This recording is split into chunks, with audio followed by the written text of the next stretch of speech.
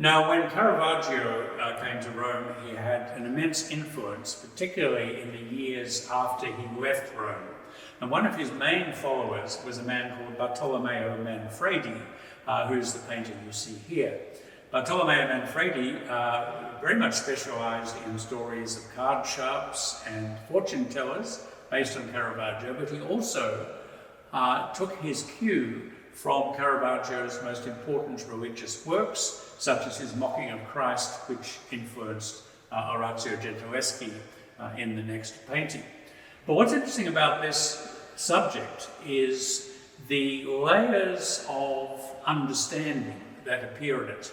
On a simple stylistic level, you see the light of shadow across the back. Whenever you see that kind of brown shadow and dark shadow, that's coming straight out of Caravaggio.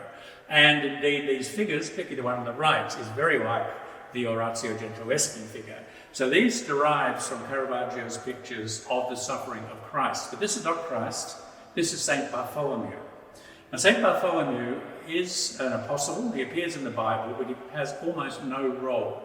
And what happened is that in subsequent centuries, these little-known names, stories were developed around them.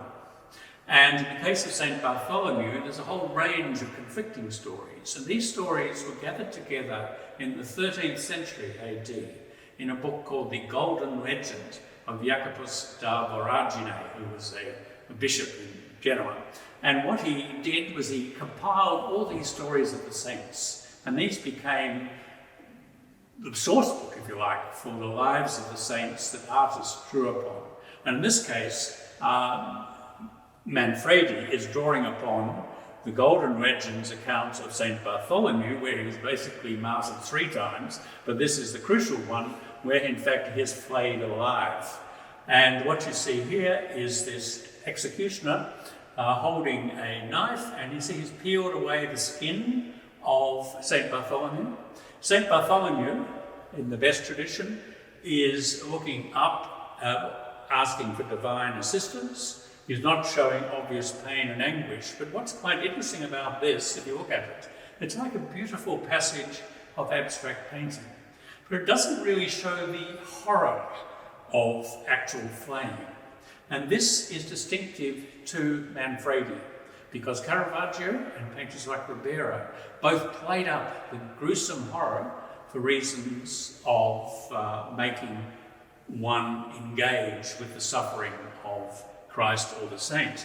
Manfredi was famous for giving a gentler take on Caravaggio's themes, and in fact you can see that in this flaying.